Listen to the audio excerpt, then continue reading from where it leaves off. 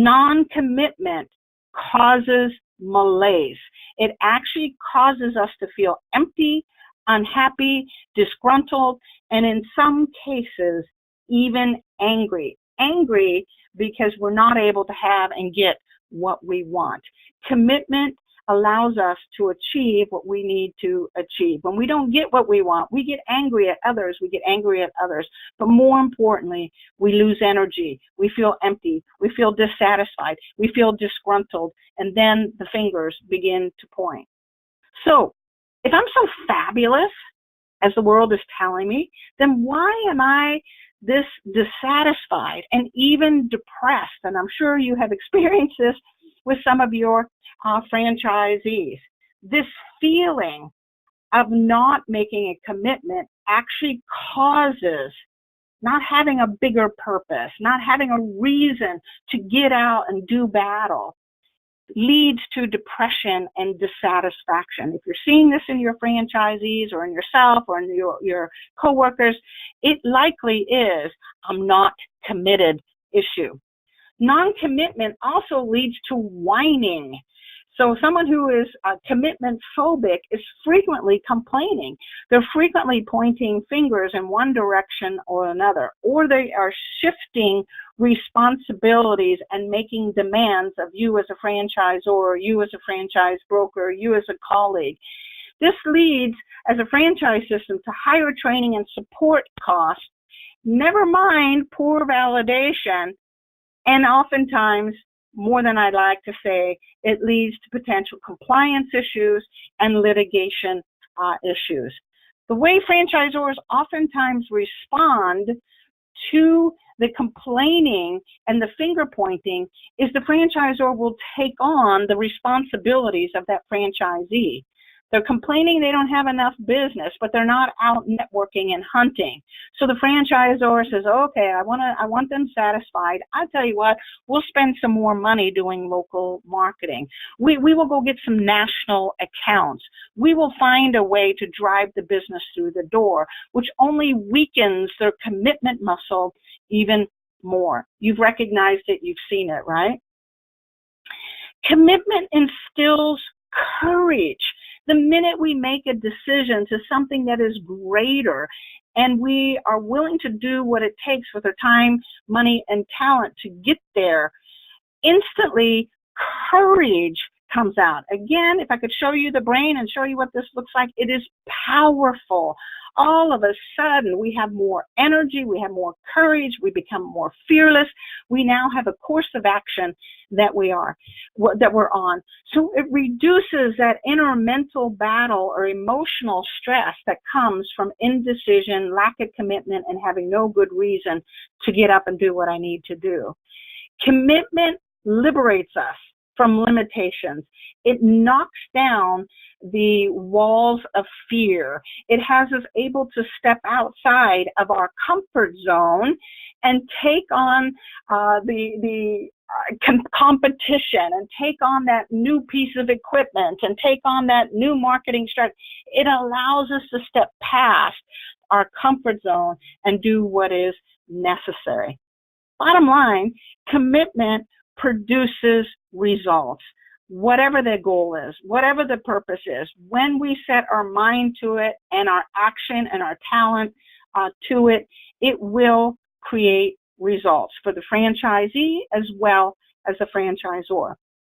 Now, you've heard me use the word muscle many times, and I think if you can think of it that way, it will help you when you are dealing with a franchisee who is whining, pointing fingers, feeling malaise, indecisive, chasing every shiny object, disloyal, doesn't embrace your system. If you realize that this might just be a commitment muscle that's weak and that maybe we can help him build that particular muscle.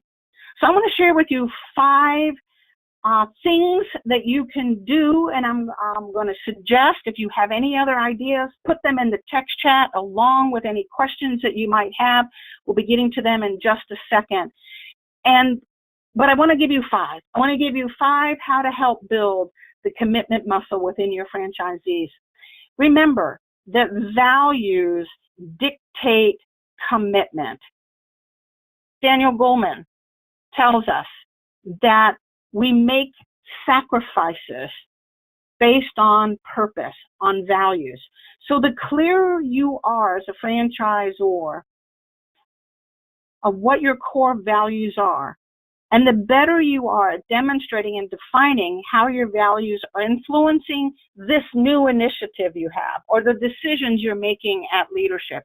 If you can show these are our values, and hopefully you've also attracted franchisees that share those values and align with those values.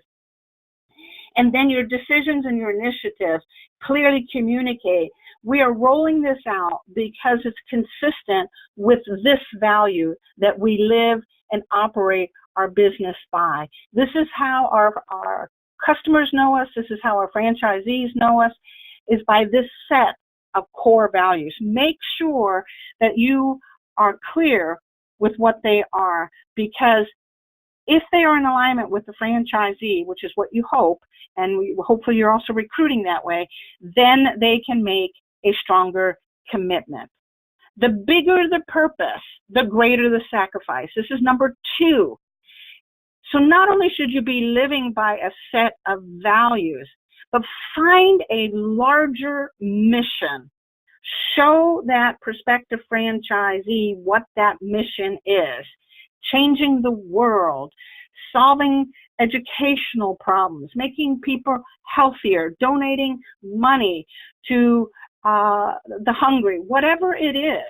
Find a bigger, huge mission and let your candidate and your franchisee see that their day-to-day sacrifices, the day-to-day doing what they need to do, even though it's not fun, is leading towards a much greater purpose in life, a much greater mission. Keep in mind that that mission needs to be something beyond passion, prestige, or power. They're going to have power. They're going to have passion. They're going to have prestige in their business that they work at. Align it instead with a core principle, maybe a spiritual principle or a social principle of sorts, but it needs to have some kind of a purpose.